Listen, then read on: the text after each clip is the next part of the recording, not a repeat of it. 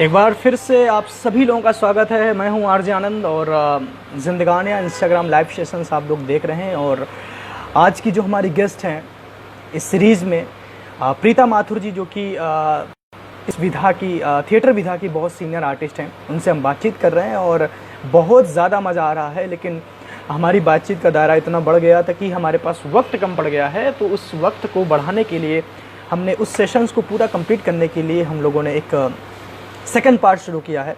उस second part में भी हम आज उनसे बातचीत करेंगे। तो बिना किसी देरी के मैं कोशिश कर रहा हूं कि जल्दी से जल्द हमारे बैच में सभी लोग आ जाएं, और ताकि उस चीज़ों को हम शुरू कर सकें, उस विधा को शुरू कर सकें। और हम इंतज़ार कर रहे हैं कि जो हमारे गेस्ट हैं वो हमारे साथ जुड़ जाएं, और आप सभी लोग जल्दी जल्दी से जुड़ जाइए ताकि हम उन चीज़ों को कैरी ऑन कर पाएँ। और बहुत ज़्यादा मज़ा आ रहा है। और एक्चुअल में सच बताऊँ तो थिएटर की यही समझ है जो हमारे दिल के बेहद करीब होती है, जिसको हम अपनी ज़िंदगी में, असल ज़िंदगी में लागू करते हैं, और बहुत कुछ सीखने को मौका मिलता है इससे। तो लगातार उसी क्रम को बनाए रखते हुए हम कैरी ऑन कर पा रहे हैं। थैंक यू सो मच आप सभी लोगों का। बस इंतज़ार है मुझे कि जो हमारी गेस्ट हैं वो भी जल्द से जल्द हमारे बीच में उपस्थित हो जाएं, और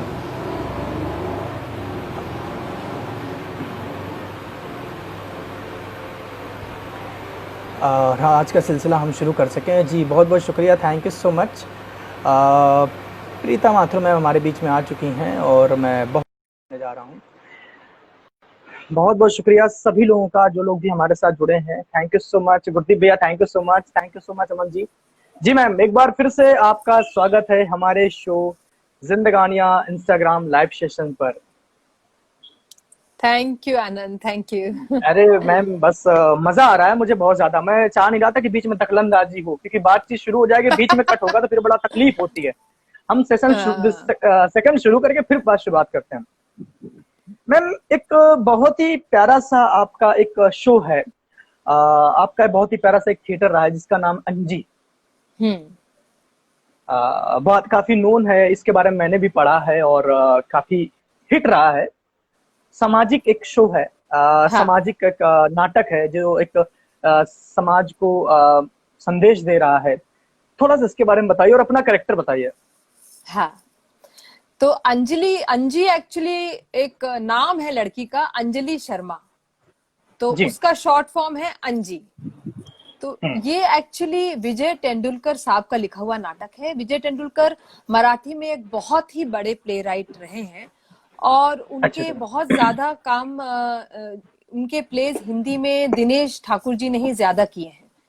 तो वो अच्छा लिखते अच्छा। मराठी में ही थे, और हम्म मराठी में तो वो बहुत पॉपुलर थे ही, और उनके कुछ हम्म। प्लेस हिंदी में भी बहुत पॉपुलर हुए। और अच्छा अच्छा। अजीब बात ये है कि ये जो प्ले था उनका अंजी, ये हिंदी में कई थिएटर ग्रुप्स ने किया, और अच्छा अच्छा। हाँ, लेकिन किसी ने भी एक या दो से ज्यादा शोज नहीं कर पाए कोई भी। और हम्म मराठी में भी इस प्ले के बहुत ज्यादा शोज नहीं हुए, लेकिन हम्म। हमारे थिएटर ग्रुप ने इसे 700 से ज्यादा इसके शोज किए। क्या बात है। हाँ, तो ये दिनेश जी के डायरेक्शन में ये जो प्ले हुआ, इसमें कुछ ऐसी खासियत थी कि ये बहुत ही अपील कर गया। और जिस तरह से दिनेश जी ने उसको ढाला था, क्योंकि उन्होंने इसमें जो लड़की है अंजलि शर्मा, इसका हम्म एक किरदार है एक नॉर्थ इंडियन लड़की जो है, टिपिकल ग्वालियर में रहने वाली। उसकी हम्म भाषा में भी, लहजे में भी वो ग्वालियर का लहजा आता हम्म था, और हम्म। बहुत सरल स्वभाव बुंदेलखंडी उसकी। हल्का सा। हाँ, नॉट एग्जैक्टली हम्म। बुंदेलखंडी भी, बट थोड़ा वो हिंदी में वो एक्सेंटेड, हिंदी थोड़ी सी हिंदी। एक्सेंट आता था जी। हाँ हाँ। तो उस तरह का उन्होंने किरदार उसको बनाया था, और उसका और बहुत सारा इसमें मजाक था, मतलब बहुत हम्म। ह्यूमर से भरा हुआ था। अच्छा। इनफैक्ट जी जी। तेंदुलकर साहब ने दिनेश जी को एक ही चीज कही थी कि दिनेश, बहुत मजेदार नाटक है और तुम इसे मजे से करो। हम्म तो दिनेश जी ने वही किया, मजेदार नाटक को मजे से किया। लेकिन हम्म जो एक बात थिएटर में हम लोग हमेशा रखने की कोशिश करते हैं कि एक थोड़ा सा मैसेज, एक बात, एक हम्म दुखती रग पे कुछ चीज दबा देना, कुछ तो हो, कि आप हम्म जब घर जाएं तो खाली खुली ह्यूमर ही ना, आप मजाक और जोक्स ही आपके दिमाग में ना रेवरब्रेट करें। जो एक कहानी है, जो उसकी जो मार्मिक कहानी है और उसकी जो बात किरदार कहना चाह रहा है, वो आप साथ लेकर जाएं। हमारे हर नाटक में हम ये ऐसी कुछ चीज देने की कोशिश करते हैं, इवन हाय मेरा दिल में। तो अंजी में भी वो बात, जो एक लड़की है जिसको आप और हम इस नाटक में देखते हैं तो हम उससे बहुत खुश होते हैं, हमें बहुत अच्छी लगती है लड़की। है थोड़ी सी, मतलब थोड़ी सी पागल सी होगी, लेकिन आपको बड़ी अच्छी लगती है कि ऐसी लड़की हमारे पड़ोस में हो, हमारी वो दोस्त हो, तो हमें बड़ा मजा आएगा। और उस लड़की के साथ आखिर में रेप हो जाता है। तो ये बात जब होती है तो एक पूरी ऑडियंस को, और हर शो में ऐसा हुआ है कि ऑडियंस को एकदम धक्का पड़ता है, और ऑडियंस बाद में हमें आके पूछती भी है कि आपने इतना हमें हंसाते हंसाते क्यों रुलाया। तो बात कहनी ये थी कि एक ऐसी लड़की जिसे आप इतना पहचान गए, जान गए, आप प्यार करने लगे, अगर उसके साथ रेप होता है तो आपको बहुत दर्द होता है, और आप क्या चाहेंगे कि किसी तरह ये लड़की ये बुरा समय भूल के वापस जैसी थी, पॉजिटिव, सरल, खुशमिजाज, वैसी हो जाए। रेप एक एक्सीडेंट है। कोई अगर सीढ़ी से गिर जाए या किसी मोटर एक्सीडेंट में उसकी टांग टूट जाए, तो आप क्या चाहते हैं कि वो आदमी जल्दी से जल्दी ठीक हो जाए, टांग उसकी सही हो जाए, वापस काम पे आना शुरू कर दे, अपनी टांग पे चलना शुरू कर दे। तो अब जिसके साथ रेप होता है वो एक्सीडेंट होता है, और आपको यही चाहना चाहिए कि ये लड़की है, ये इस बुरे और दर्दनाक हादसे को किसी तरह भूल जाए, हम किसी तरह उस पर ऐसी मरहम पट्टी करें कि वो वापस अपनी नॉर्मल जिंदगी जी सके। लेकिन समाज में हम ये नहीं करते हैं। जिस लड़की के साथ रेप हुआ उस पर उंगलियां उठाते हैं, उसे भला बुरा कहते हैं, उसको दोषी ठहराते हैं। तो ये जो प्रवृत्ति है हमारे समाज में, इसके खिलाफ एक बात कहनी चाहिए इस नाटक ने। तो इसीलिए ये बहुत अहम नाटक हो गया हमारे लिए कि एक, और आप जिसके साथ रेप होता है आप उसे नहीं जानते हो, आपने सुना फला लड़की के साथ रेप हुआ, हाँ जरूर उस लड़की ने कुछ ऐसा कहा होगा, किया होगा कि उसके साथ रेप हुआ, जरूर वो इस तरह से रात में घूमी होगी, जरूर। अब एक लड़की रात में क्यों ना घूमे, ये हमारा इंडिपेंडेंट आजाद देश है, हमें सबको आजादी है कि हम जिस तरह से चाहे अपनी जिंदगी व्यतीत करें। लेकिन अगर कोई दूसरा आदमी हमारी इंडिपेंडेंस को, हमारी फ्रीडम को कर्टेल करना चाहता है, कट करना चाहता है, तो उस आदमी को वो दोषी कहलाता है, ना कि हम। तो इस बात को ये नाटक एकदम खूबी से, बहुत खूबी से बाहर लेके आता है। क्या बात। ये इसीलिए कब का नाटक है लगभग, ये कब का शुरू किया गया था, कब बनाया गया था, कुछ इसका बता सकते हैं आप मुझे? इसका I think early shows 1990s में ही हुए। मैंने ये नाटक 1993 में करना शुरू किया। क्या बात। हाँ, और हम अब तक कर रहे हैं इसको। क्या बात है मैम, तालियां बजती हैं। सबसे ज्यादा इम्पोर्टेंट कि विजय जी को, विजय तेंदुलकर जी को, और उसके बाद जो दिनेश जी ने इसमें इतना अहम वो ह्यूमर डाला, जो आपने बताया कि बहुत ही ह्यूमरक शो है, और साथ ही साथ उन सभी कलाकारों को मतलब बड़ा अप्रिसिएशन है इस चीज के लिए। और मुझे कभी मौका तो नहीं मिला कि मैं इसको देख सकूं, लेकिन मैं कोशिश जरूर करूंगा कि आने वाले वक्त में मैं एक बार देखने को मौका जरूर चाहूंगा, कि जब कभी शो हो मुझे देखने को जरूर मौका मिले। हाँ, हम कोशिश करेंगे कि इस नाटक को कभी दिल्ली भी ले आए, ताकि आपके पास ही आ जाए। मैं पूरे कैमरा के साथ लगा खड़ा हो जाऊंगा, मैं देखना है, रिकॉर्ड भी करना है, जब भी मन करे उसको लगा के देखो। नहीं, सच में मैम, जब कहते हैं ना कि रियलिस्टिक जब कहानियां हमारे किरदार का रूप लेती हैं, जब रियलिस्टिक घटनाएं जब हम उनको किरदार के रूप में दिखाने की कोशिश करते हैं, तो असर भी पड़ता है समाज में, और पढ़ना भी चाहिए। और कहते हैं ना कि ये सोसाइटी, ये जन्म, ये सबके लिए है, हर चीज लोग स्वतंत्र है, और जिसको भी हम दबाने लगते हैं किसी भी तबके के लिए, तो वो कहीं ना कहीं अनबैलेंस होने लगता है। और कहीं ना कहीं जो इस वक्त पूरी दुनिया में एक विपत्ति आई है, उसी की एक वजह है कि हम किसी ना किसी तबके को दबाने की कोशिश कर रहे थे, बजाय उसको स्वतंत्र करने के। तो पूरा नेचर इस बात को साफ तौर पे बोलता है कि जिस चीज के लिए बनाए गए हो वो काम करो। और लोग आज की डेट में क्या है कि जिस चीज के लिए बनाए गए उसको छोड़ के सब कुछ करते हैं, तो नेचर भी उस चीज को स्वीकार नहीं करता है। तो अभी भी वक्त है, लोगों को समझना चाहिए। और Yes. बहुत सारे काम है जिंदगी में करने के लिए, उसको करना चाहिए। खैर मैम, एक बहुत ही प्यारा सा क्वेश्चन, और मैं जरूर इसको जानना चाहूंगा कि अभी तक के कैरियर में आपको 30 साल से ज्यादा हो गए थिएटर करते वक्त, अभी तक आपका सबसे पसंदीदा किरदार क्या रहा? वैसे बड़ा मुश्किल है ये क्वेश्चन, लेकिन मैं बहुत जरूर मुश्किल जानना है, चाहूंगा। क्योंकि क्या होता है ना, ये सारे किरदार आपके हिस्से हो जाते हैं, हिस्से हो आपके जाते हैं बच्चों जिंदगी के। जैसे, जो जी। आपने हर किरदार पे उतना सारा प्यार डाला है और इतनी मेहनत की है, तो हर किरदार आपके नजदीक होता है। नजदीक होता है। लेकिन ये जो है, ये अंजी का किरदार है काफी नजदीक मेरे, ज्यादा नजदीक और इसमें किरदारों आप से। अंजी आप ही बनी हैं, अंजी मेन हाँ, किरदार आप अंजी कर में, रहे हैं, क्या बात हाँ हाँ है। जी, मैं करती हूँ। बहुत खूब। और मैम आगे एक फिर, बहुत ही, जी, हाँ हाँ, बताइए बताइए। और एक मैंने और देखा था आपका थिएटर, जिसमें आप एक बूढ़ी औरत का किरदार निभा रही हैं। हाँ हाँ हाँ हाँ हाँ, वो कौन सा है मैम? वो है जिस लाहौर ने देखा। अच्छा, जिस लाहौर ने देखा, पंजाबी है? हाँ, नहीं, ये है तो हिंदी नाटक, तो इसमें जो हम्म। बुढ़िया है वो सिर्फ पंजाबी बोलती है, कुछ बदमाश है, अच्छा पहलवान है, वो पंजाबी बोलता है, पर है ये हिंदी नाटक। और अच्छा ये अच्छा। असगर वजाहत साहब का लिखा हुआ नाटक है। और ये एक कहानी है जो सचमुच घटी थी, एक सही अच्छा अच्छा अच्छा। घटना के, हाँ, पर आधारित है। कि जब पार्टीशन हुआ था हम्म 1947 में, और हम्म हिंदू यहाँ से वहां से लाहौर से भागकर इंडिया आ गए थे, और यहाँ के जो मुसलमान थे, खासतौर में लखनऊ पंजाब वगैरह के मुसलमान थे, वो लाहौर चले गए थे या दूसरी जगह पाकिस्तान में चले जी। गए थे। ये यहाँ से कुछ लोग वहां चले गए, वहां से कुछ लोग यहाँ आ गए। तो उस दौरान की बात है कि लाहौर में एक अच्छे जौहरी के घर में ये बूढ़ी हम्म माँ थी, और जौहरी के जो जो बेटा था और जो उसकी बहू थी और बच्चे थे, वो या हम्म कहीं खो गए, हिंदुस्तान पहुंच पाए ना पहुंच पाए कुछ पता नहीं, लेकिन ये बुढ़िया हम्म। उस घर में, हवेली में अकेली रह गई थी, छूट गई थी। क्या बात और है। यहाँ से जो लखनऊ से जो मुसलमान फैमिली गई, उनको वो घर, वो हवेली दे दी गई, क्योंकि जो कस्टोडियन, हम्म। जो हिंदू वहां से चले आए थे, उनकी प्रॉपर्टी कस्टोडियन में चली जाती थी, और फिर वो जी भारत से आए मुसलमानों को दे दी जाती थी।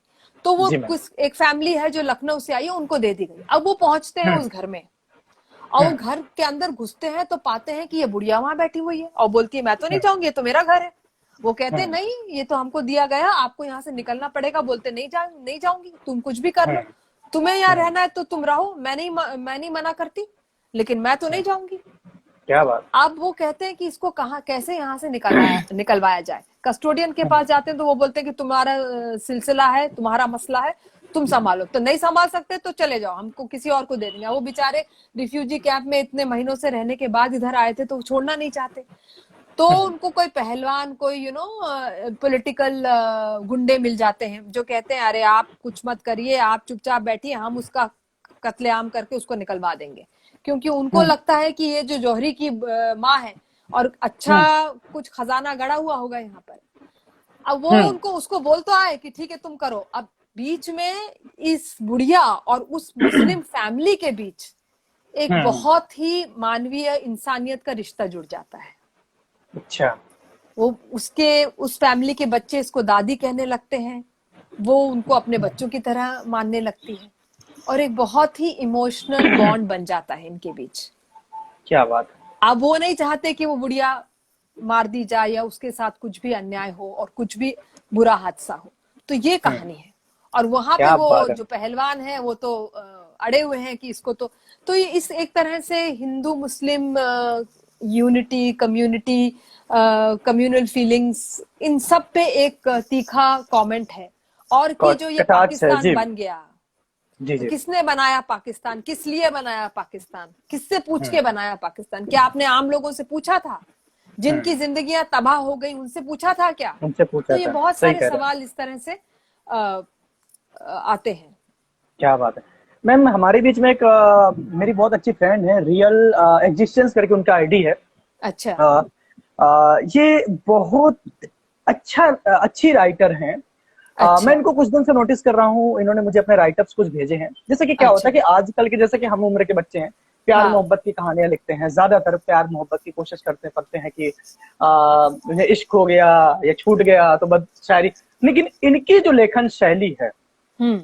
एक अलग लेवल की है, प्योर हिंदी जिसको बोलते हैं, लिटरेचर वाली लैंग्वेज, जो उस हम्म। समय यदि आप देखा जाए तो यदि आप महादेवी वर्मा को पढ़ती हैं, महादेवी वर्मा की हिंदी जी बहुत कठिन है। हम्म। कभी कभी मैं उनकी कोई पोएट्री पढ़ता हूँ समझ नहीं पाता हूँ। हाँ मुझे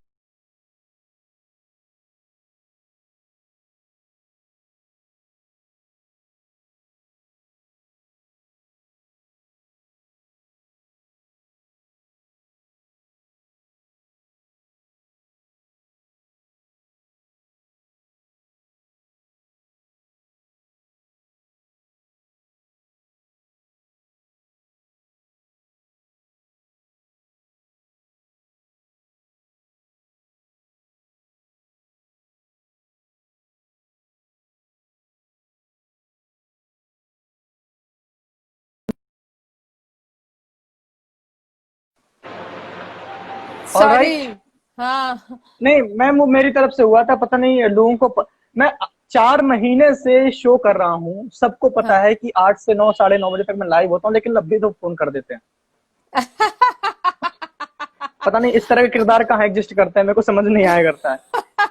जबकि मैं उसमें लगा के आता हूँ कि भैया मेरे को डिस्टर्ब मत करना 1.5-2 घंटे, पूरे दिन में शेयर करता हूँ। खैर कोई बात नहीं, होते हैं कुछ किरदार।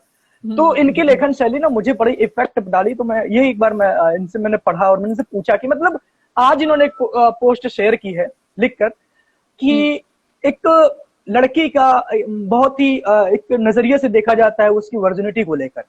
इन्होंने बहुत लंबी एक पोस्ट लिखी है, बहुत ज्यादा अच्छी इंग्लिश है तो मेरे को ज्यादा समझ में तो नहीं आया, लेकिन जितना मैं समझ पाया मुझे बहुत अच्छा लगा।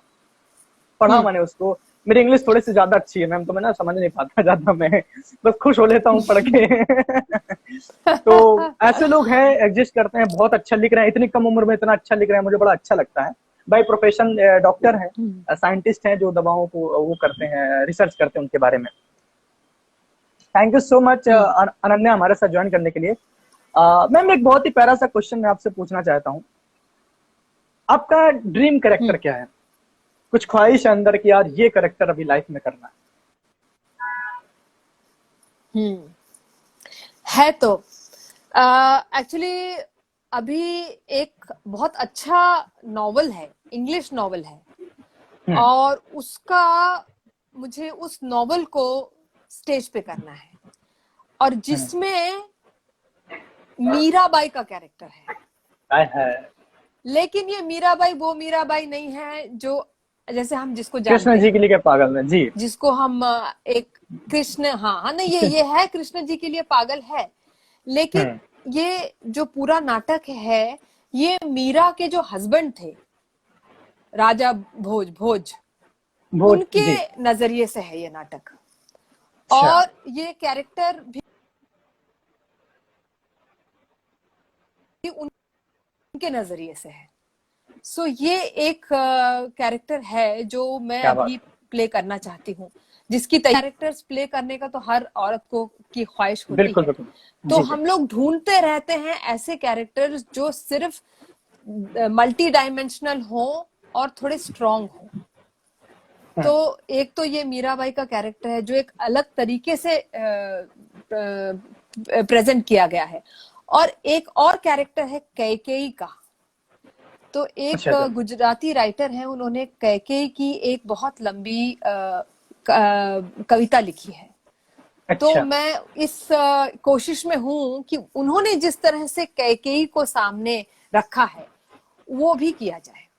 आपने सुनीता जी, ये कैकेयी के पक्ष से है या किसी दूसरे पक्ष से लिखा गया है? ये कैकेयी के पक्ष से ही है, वो अपनी बात भी कहती है और कुछ चीजों को एड्रेस करती है जो आमतौर पे अलग तरीके से देखी जाती हैं।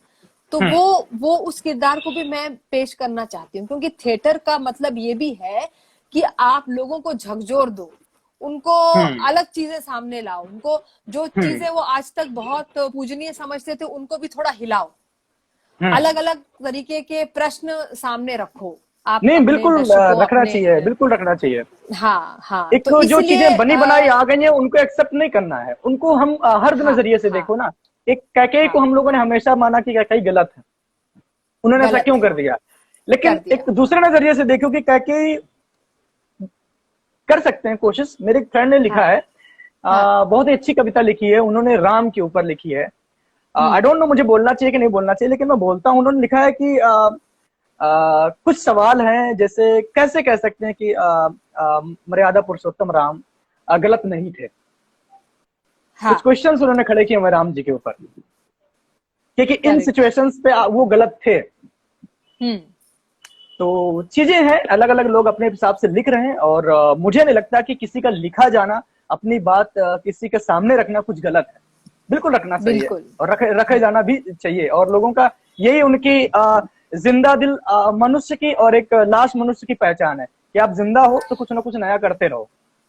जैसे आपने पिछली बार आई थिंक सुनीता बुद्धिराजा जी से जी भी जी। बात की थी, तो हम्म उनकी कविता पता नहीं आपने पढ़ी है या नहीं, उसमें गांधारी का एक जो किरदार है वो बिल्कुल अलग तरीके से उन्होंने पेश किया। तो इनकी जो पूरी कविता है ये प्रश्न हम्म। पांचाली, इसको मैंने एक सोलो शो में किया है पूरी कविता को। अच्छा अच्छा अच्छा। हाँ, तो उसमें अलग हम्म अलग किरदार आते हैं, अर्जुन है और द्रौपदी है और कृष्ण है और दुर्योधन है, भीष्म हम्म है, कुंती है और गांधारी है। हम्म और हम्म गांधारी कहती है कि मैंने तो जानबूझ के पट्टी बांधी थी, पट्टी हम्म अपने चेहरे पे बांधी थी, अपनी आंखों पर बांधी थी, इसलिए नहीं कि मैं अपने पति के प्यार में डूब चुकी थी, उनका दर्द हम्म शेयर करना चाहती थी, क्योंकि मैं हम्म चाहती थी कि इस कुल का नाश हो। जिस कुल ने मुझे हम्म। ऐसा समझा है कि मुझे अंधे आदमी के साथ ब्याह करवाया मेरा, उस कुल का मैं नाश चाहती थी। तो एक अलग तरह का ये भी एस्पेक्ट सही है। सामने आता है। हाँ, बिल्कुल, एक महिला के स्तर से देखा जाए तो वो बिल्कुल सही है। हम्म। हर तरह और का वो क्वेश्चन उठना द्रौपदी चाहिए। को मैं कहती है, द्रौपदी को कहती जी है कि जी। तुम क्यों ये इतना लड़ रही हो, तुमने भी अगर ये पट्टी बांध ली होती अपने आंखों पर तो तुम्हारे लिए भी जीवन एक अलग किस्म का होता। तो हम्म, वो इस तरह का ललकार करती है। क्या सो बात। ये बहुत हम मैं जरूर ऐसे ही पढ़ूंगा। मैं हाँ, मैम से बात हम करके ऐसे जरूर पढ़ूंगा। किरदार की मुझे इस कोशिश तरह में की चीजें रहते हैं। पढ़ने में बड़ा मजा आता है मुझे। हाँ, जी। तो इसीलिए मैम ऐसे किरदार की हम खोज करते तलाश रहते में हैं, रहते ऐसे हैं जी। किरदारों की हाँ तलाश रहती मैम है। हाँ, एक बहुत ही प्यारा सा मैसेज क्वेश्चन आया। हाँ, आप लोग यदि जो लोग कुछ पूछना चाहते हैं तो जरूर पूछ सकते हैं, और हम क्वेश्चन आंसर सेशन शुरू करते हैं। मैम एक मेरी बहुत अच्छी फ्रेंड है मीनू जी, वो क्वेश्चन कर रही हैं कुछ की, आई थिंक 1 मिनट, कि ma'am I am interested to do theatre, so if you need someone please consider me. हाँ, तो ये सबसे पहली चीज मैं इनको यही कहना चाहूंगी कि अगर आप थिएटर करना चाहती हैं तो ये बात आपको कैसे आई? एक दिन सुबह उठी और आपको लगा आपको थिएटर करना चाहिए, या कि आपने बहुत सारा थिएटर देखा है, स्कूल कॉलेज में किया है और आप उससे वाकिफ हैं कि थिएटर में इंस्पायर क्या हुए हैं जी। चाहिए। हाँ, तो क्योंकि बहुत सारे लोग ऐसे आते हैं, मैं कहती हूँ ये बहुत अच्छा जज्बा है कि आप थिएटर करना चाहती हैं, लेकिन इसके पीछे आपकी तैयारी क्या है ये और भी जरूरी प्रश्न है बिल्कुल बिल्कुल। कि आपने इसके लिए क्या तैयारी कर रखी है, क्या प्लानिंग की है। मैं चाहूंगी कि आप मेरे नाटक में काम करें, मैं आपको बुला लूं, तो क्या आपके पास वो तैयारी है है, जो मुझे अपने नाटक में एक एक्टर के लिए चाहिए? करेक्टर की चाहिए, क्या बात, हाँ, बिल्कुल सही है। हाँ। और अगर तैयारी नहीं है तो आप उस तैयारी के लिए क्या कर रही हैं, ये प्रश्न आपसे है। जी बिल्कुल सही बात है। इसका जवाब हाँ, जब आपके पास मीनू जी हो तो आप मैम को एक मैसेज कर दीजिएगा, मैम जरूर हाँ, जवाब देंगे उसका। मैम बिल्कुल, मैं तैयारी कर बिल्कुल। रहा हूँ, मुझे आप जल्दी बुलाइएगा, मैं जरूर आऊंगा आपके साथ। कोशिश करूंगा। तो हम लोगों ने एक वर्कशॉप्स का सिलसिला भी शुरू किया है, जी मैम प्लीज। जहां हम लोगों को ट्रेन करते हैं। 6 महीने की हम वर्कशॉप करते हैं लोगों को और ट्रेन करते हैं। जैसे अभी आप अगर इंजीनियर बनना चाहते हैं और या डॉक्टर बनना चाहते हैं या कोई भी प्रोफेशन लेना चाहते हैं तो आप पैसा खर्च करते हैं और उसकी तालीम हासिल करते हैं। तो थिएटर भी उससे कोई अलग नहीं है, इसमें भी बहुत टेक्निकलिटीज होती हैं, बहुत जानने समझने की बात जी जरूरी होती है। तो इसके लिए भी आपको एक वर्कशॉप ज्वाइन करनी चाहिए। और अगर आप पहले से एडोलेसेंस में या कॉलेज के जमाने में आपने तय कर लिया है और आपके माता पिता इसको गलत ना समझते हो, क्योंकि आजकल तो बदल गया है जमाना और लोग इस बात को बुरा ना मानते हैं, तो नहीं मानते। प्रॉपर एनएसडी जाइए या दूसरे यूनिवर्सिटीज में थिएटर के कोर्सेज बाकायदा चालू हैं, उनमें आप दाखिला लीजिए और एक ट्रेनिंग हासिल कीजिए इसकी। नहीं, बिल्कुल सही बात कह रही हैं मैम। और कहते नहीं कि किसी भी किरदार को करने के लिए और उसके लिए पहले तैयारी बेहद जरूरी है। आप कुछ भी समझ लीजिए कि जब कभी भी आप फर्स्ट टाइम चाय बनाते हो तो पहले मम्मी के पास खड़े होकर सीखते हो कि अच्छा कैसे गैस जलानी है, कैसे पानी रखना है, कब चीनी डालनी है। ऐसा नहीं कि आप पहले जाके बस हमें बस चाय अच्छी लगती है पीने में, तो आप ऐसा तो नहीं कि चाय पीने में अच्छी लगती है तो आप चाय बनाना जानते हो। नहीं, चाय बनाने का एक अलग प्रोसेस होता है, पीने का एक अलग टेस्ट होता है। तो ये एक प्रोसेस है, उस प्रोसेस को आपको फॉलो करना पड़ेगा और उस हिसाब से आप यदि उसको सीख पाएंगे तो मजा आएगा। तो मैम बहुत बहुत बहुत शुक्रिया आपका, बहुत मजा आया और इतना ज्यादा मैं खुश हुआ और इट्स माय प्लेजर कि आप हमारे शो में आए। और मैं बहुत बहुत शुक्रिया करना चाहूंगा सुनीता मैम का, जिनकी वजह से मैं आपसे जुड़ पाया और आप हमारे साथ आज जुड़ी।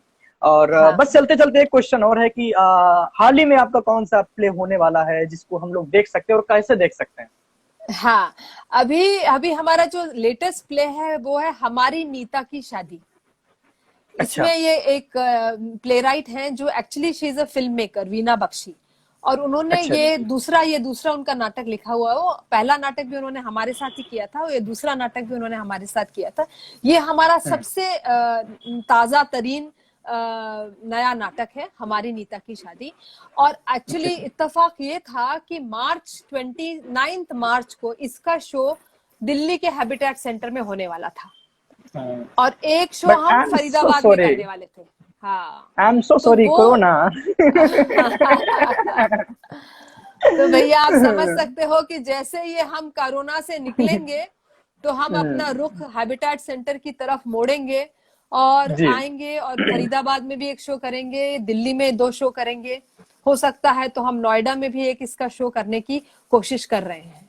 बिल्कुल। तो और ये हमारा आप दिल्ली वाले जितने लोग हमारे साथ जुड़े हैं जरूर तैयार रहिएगा। और उसके लिए आपको अपडेट्स कहाँ से मिलेंगी?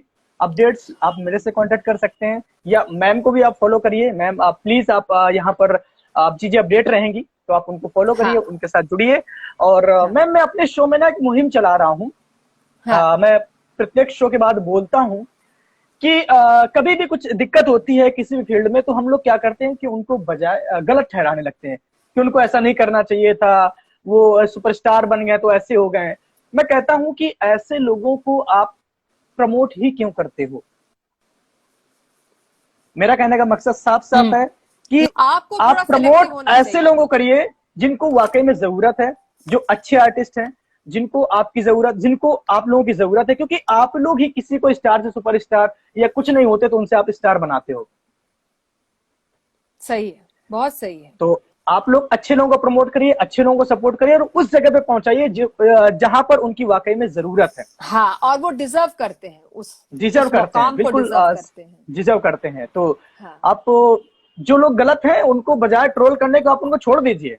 हाँ, उनको करने दीजिए जो कर रहे हैं, आप उनको इग्नोर करिए। सबसे अच्छा तरीका होता है किसी को करने के तो इग्नोर करो, उनको कुछ मत करो।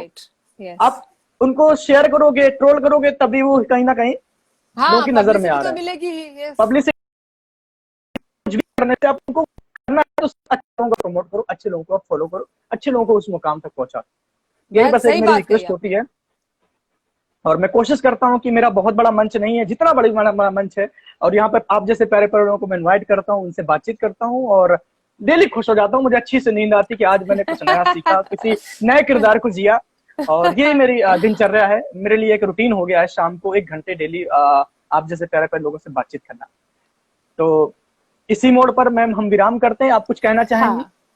नहीं, बस आजकल हम लोग क्या कर रहे हैं कि इस कोरोना में हम लोग सब बंद हो गए हैं और अपनी क्रिएटिविटी को जारी रखने के लिए हम लोग एक ड्रामेटिक नरेशन ऑफ कहानियां करते हैं, स्टोरीज का अच्छी अच्छी कहानियां उठा के उनका ड्रामेटिक नरेशन करते हैं। मैं अपने घर में बैठी हुई हूँ, मेरे दूसरे कोलीग्स हैं, दूसरे एक्टर्स हैं, वो अपने घर में बैठे हुए हैं। हम लोग जूम पे मिलकर एक कहानी का ड्रामेटिक पार्ट करते हैं, उसको रिकॉर्ड करते हैं, फिर हम उसे यूट्यूब पे अपने डालते हैं कि जिन लोगों को जब भी फुर्सत हो वो हमारे यूट्यूब चैनल को में जाकर इस कहानी को देख सकते हैं।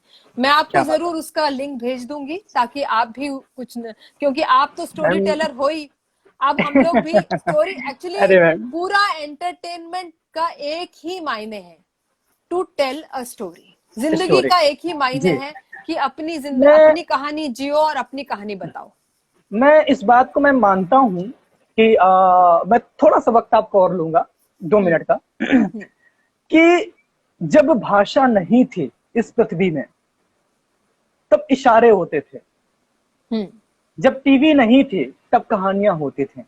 हम्म आपको याद होगा, जब आप बहुत छोटी होंगी, जब टीवी घर घर नहीं हुआ करती थी, तो गांव पे एक लोग बैठ के कहानियां सुनाया करते थे और सभी बिल्कुल लोग आगे बैठ के बिल्कुल। सुनते थे। वो जब हाँ। कहानी सुनाते थे तो आप इमेजिन करते थे कि वाह, अच्छा एक यस। राजा था, उसकी इतनी हाँ। रानियां थी, वो ऐसी तपस्या करते थे, आप इमेजिन करते थे। लेकिन यस। टीवी आई, अच्छी चीज है कि हमें समय के अनुसार बदलते रहना चाहिए।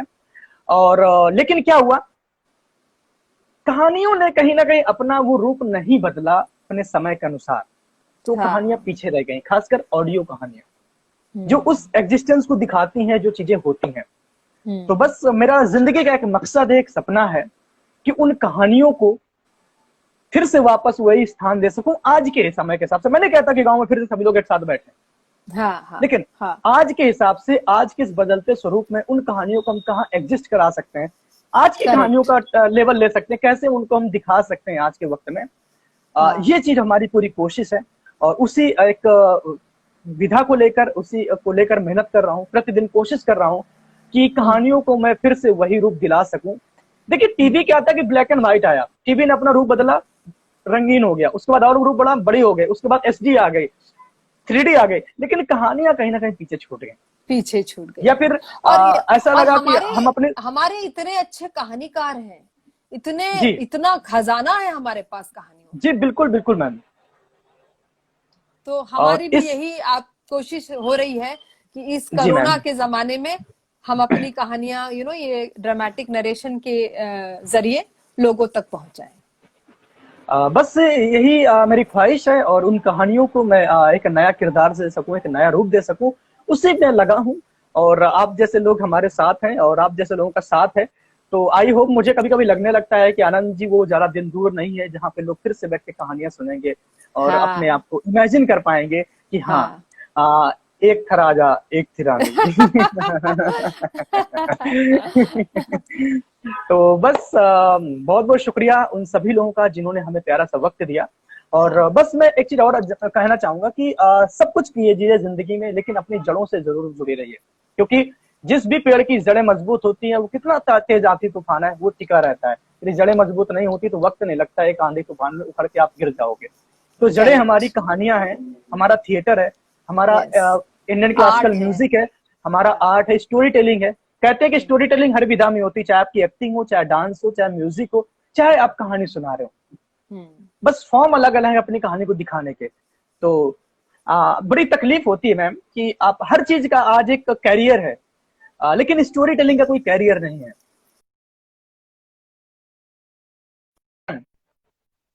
मैं यही कर चल रहा हूँ कि स्टोरी टेलिंग को एज ए कैरियर होना चाहिए। आज भी यदि मुझसे कोई पूछता है कि आप स्टोरी टेलिंग तो करते हैं, जी सर, आपका मतलब क्या क्या है, कैसे करेक्ट, मतलब क्या कैरियर है आपका इसमें?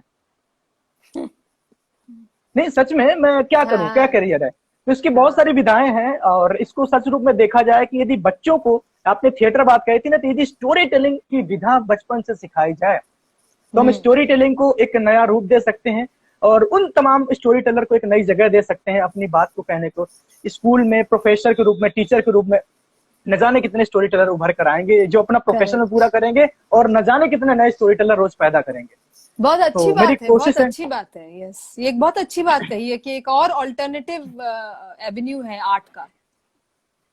जी मैम, जब तक किसी चीज का एक मुकाम नहीं होगा, जहां से लोगों को कुछ हासिल। ठीक है, मैं स्टोरी टेलर हूं, अब मुझे कल को खाने को नहीं मिलेगा तो मैं क्या करूंगा? जब तक कोई भी चीज, कोई भी आर्ट प्रोफेशन नहीं बनती, तब तक उसकी एग्जिस्टेंस वैल्यू नहीं है। डांस तब तक एग्जिस्ट नहीं करता था, सही लोग बात उसको है। नहीं समझते थे, जब तक उसका एक वो नहीं था, प्लेटफॉर्म नहीं था उसको। आज है, हर कॉलेज रूप में है, टीचर है, म्यूजिक पढ़ाने वाले हैं, डांस फॉर्म है, तो लोग यही सोचते हैं, चलो हम बहुत अच्छे आर्टिस्ट नहीं बन पाए तो किसी किसी यूनिवर्सिटी पे जाके प्रोफेसर बन जाएंगे, एक टीचर बन जाएंगे, बच्चों को पढ़ाने लगेंगे, तो मैं कम से कम अपनी विधा को जिंदा तो रखूंगा। मैं खुद नहीं कर पाया, हजारों बच्चों को सिखाऊंगा तो कम से कम। लेकिन एक Yes. स्टोरी टेलर के तौर पे अभी मुझे बड़ी इस बात की तकलीफ है कि इस तरह का अभी हमारे भारतीय संस्कृति में या पाठ्यक्रम में इस तरह की कोई विधाएं नहीं है जहां पर एक प्रोफेशन के रूप में स्टोरी टेलर को एग्जिस्ट किया जा सके। स्टैंड अप कॉमेडी आ चुकी है, टीवी में आ रहा है, कॉमेडी आ रहा है, बहुत लोग हंस बहुत रहे हैं। सही बात कही है आनंद जी, ये बहुत सही बात है और इसको हम भी आगे बढ़ाएंगे। जी, और बस आपका साथ चाहिए मैम। स्टैंड अप कॉमेडी को एक प्रोफेशन मिल चुका है, एग्जिस्टेंस Yes. मिल चुकी है, लेकिन स्टोरी टेलिंग को कहीं ना कहीं अभी इस तरह के रूप में स्वीकार नहीं किया गया है। आज की डेट में मेरे कांटेक्ट में, पर्सनल कांटेक्ट में इंडिया के लगभग 100 से ज्यादा स्टोरी टेलर मेरे कांटेक्ट में जो नए बच्चे हैं, करना चाहते हैं, लेकिन मजबूर हैं आखिर में कैसे अच्छा, करें, अच्छा, कैसे अच्छा, करें अच्छा। Story Okay. टेलिंग। कोई मंच ठीक है, नहीं है, उनके पास कोई मंच नहीं है। मैम स्टोरी टेलिंग को करें, आगे करेंगे क्या, एक्चुअली में करें क्या, क्या करियर क्या उनका स्टोरी टेलिंग से? मेरी तरह सबारजे तो नहीं बन सकती कि रेडियो में सुना ले आके। हाँ हाँ हाँ हाँ। वैसे एक विधा है दास्तान गोई। जी मैम, जानता हूं मैं दास्तान गोई, और ठीक है दास्तान गोई की आप बात करें, लेकिन हो सकता है किसी को उर्दू ना आती हो।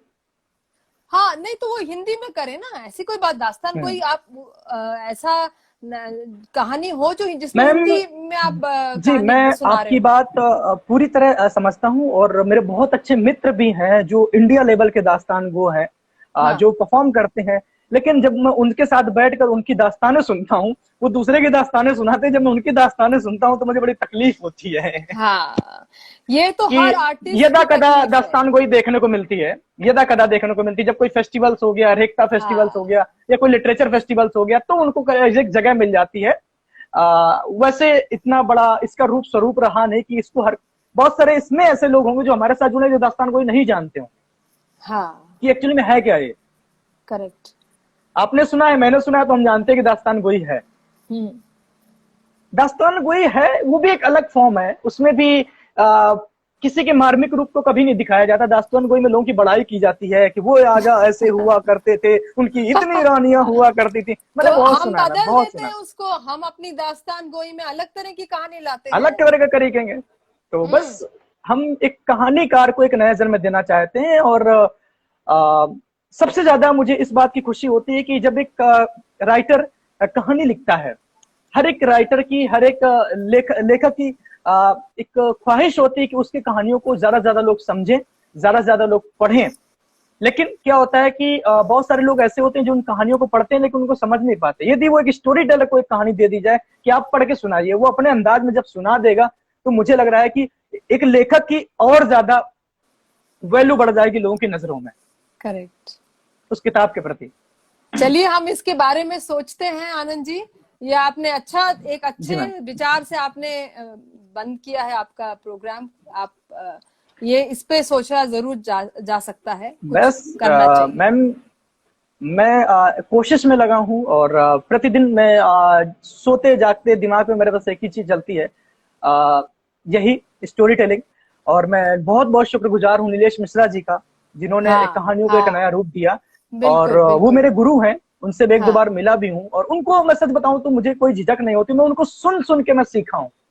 मैंने सिर्फ उनको कम से कम 8 से 10 साल सुना है कि कैसे कहानियों का, लेकिन बहुत बड़ा उनका आभारी हूँ कि उन्होंने कहानियों को किताबों से उठा के रेडियो का रूप दिया है। लेकिन मैं उस रेडियो से मैं आपको भेजती हूँ अपने थोड़े से जो हम लोगों ने कहानियां अभी की हैं इस लॉकडाउन के दौरान ही ये काम हुआ है, मैं आपको भेजती हूँ। Okay Anand ji, thank you so much. बहुत बहुत शुक्रिया मैम, बहुत ज्यादा मजा आया, और मैं ज्यादा फ्लो में आ जाता हूँ जब अपने कैरेक्टर में आ जाता हूँ। अपने काम से प्यार थोड़ा ज्यादा करता हूँ, इसलिए हो जाता है फ्लो में। तो थैंक यू सो मच, बहुत अच्छा लगा गाइस, जो भी लोग हमारे साथ जुड़े, बहुत बहुत शुक्रिया आप लोगों का। और अपना ख्याल रखिए, अपने घर वालों का ख्याल रखिए, be safe, take care, be safe, और अपने आसपास जो छोटे आपके पेट्स हैं उनका भी ख्याल रखिए। तो बस आज का शो को यहीं पे समाप्त करते हैं, कल फिर मिलेंगे शाम को 8 बजे यहीं पर। Bye bye. Bye bye.